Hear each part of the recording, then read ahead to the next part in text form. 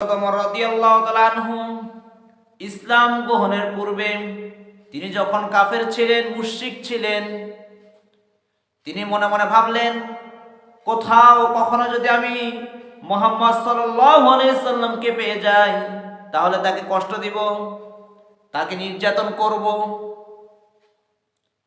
এরকম ভাবছিলেন। একদিন রাসূলুল্লাহ সাল্লাল্লাহু আলাইহি সাল্লামকে তিনি পথিমধ্যে পেয়ে গেলেন। তিনি দেখতে পেলেন রাসূলুল্লাহ সাল্লাল্লাহু আলাইহি সাল্লাম খানা খাবারের দিকে অগ্রসর হচ্ছেন।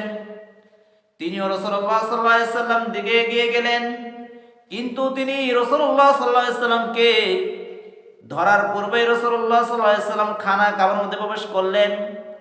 রাসূলুল্লাহ সাল্লাল্লাহু আলাইহি সাল্লাম হেরেম শরীফের মধ্যে প্রবেশ করে নামাজের মধ্যে দাঁড়িয়ে গেলেন।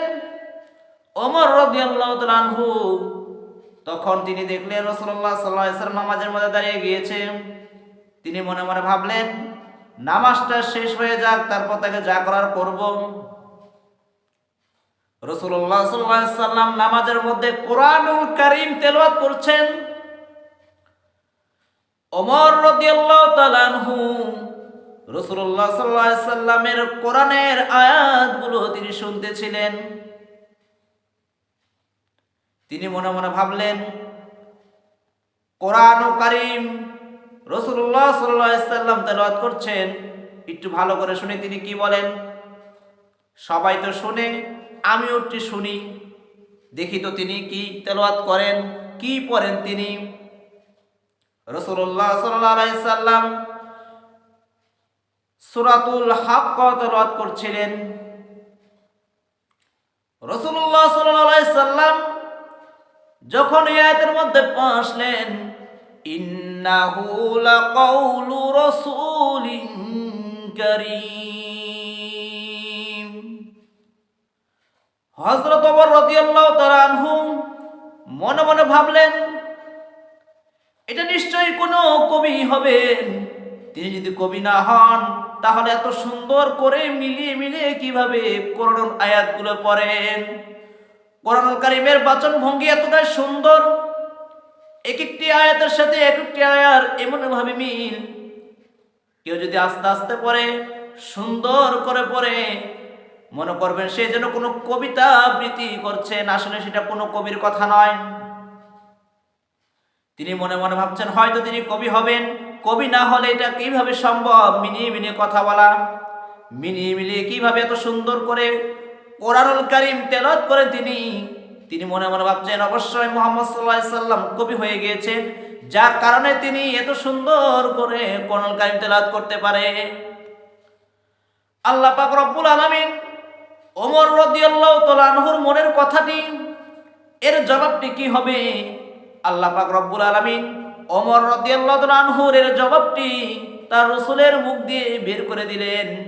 ওমা হুয়া বিকাউলি শাইর কলিলাম মা তুমিনুন, এটা কোনো কবির কবিতা নয়, এটা কোনো কবির কবিতা নয়, এটা কোনো কবির কবিতা নয়, এটা কোনো কবির রচনা করেনি, এটা কোনো কবিতার বাচনভঙ্গি নয়, কিন্তু তোমরা এর উপর সামান্য লোকই মাত্র তোমরা ঈমান আনো। ওমর রাদিয়াল্লাহু তাআলা আনহু চিন্তা করলেন, আমি তো এই কথা আমার মনে মনে বললাম, এই কথা রাসূলুল্লাহ সাল্লাল্লাহু আলাইহি সাল্লাম কিভাবে জানতে পারলেন? তিনি কবি না হতে পারে, অবশ্যই তিনি গণক না হলে আমার মনের কথা কিভাবে জানলেন যে আমি বললাম সে অবশ্যই কবি হবেন? এই কবি হওয়ার কথাটির জবাব তিনি কিভাবে দিলেন? এটা কোনো কবির কবিতা নয়, কবির কবিতা নয় বটে, অবশ্যই তিনি গণক হওয়ার কারণেই তিনি এরকম বাচন ভঙ্গি সুন্দর করে বলতে পারেন, গণক না হলে পারতেন না।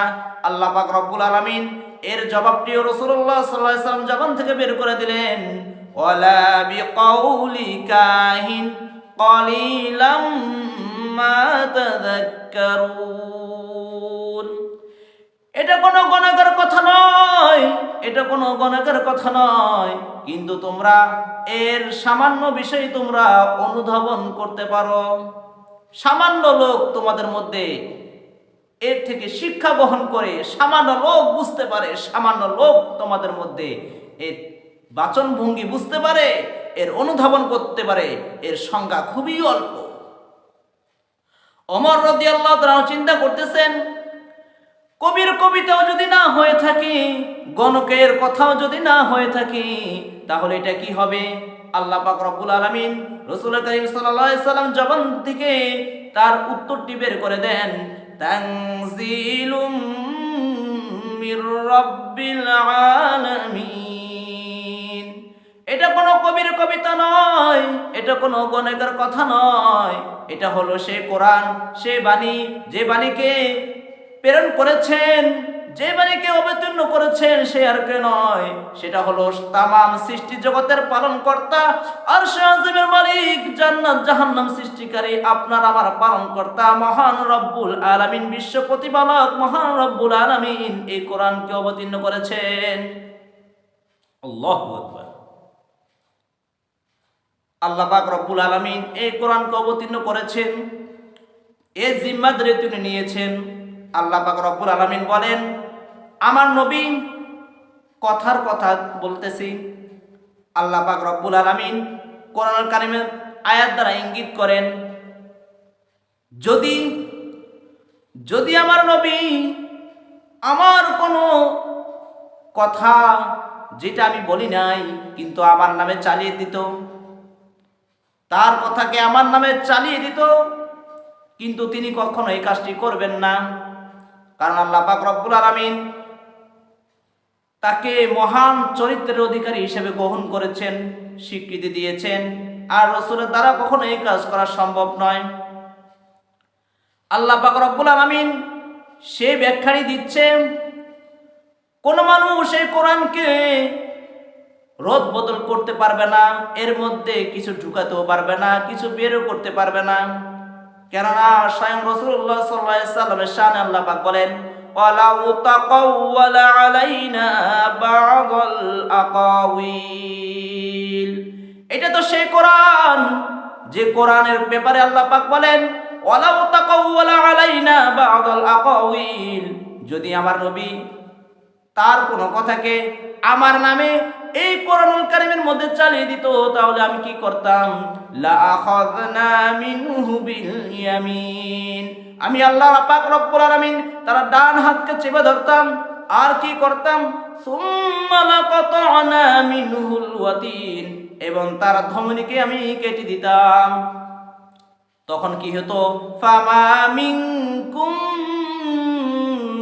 মিন আহাদিন আনহু হাজিজিন, তাকে যে আমি এতটা শাস্তি দিতাম, এর শাস্তির মোকাবেলায় তোমাদের মধ্যে কেউ তাকে রক্ষা করতে পারতো না, কেউ পারতো না।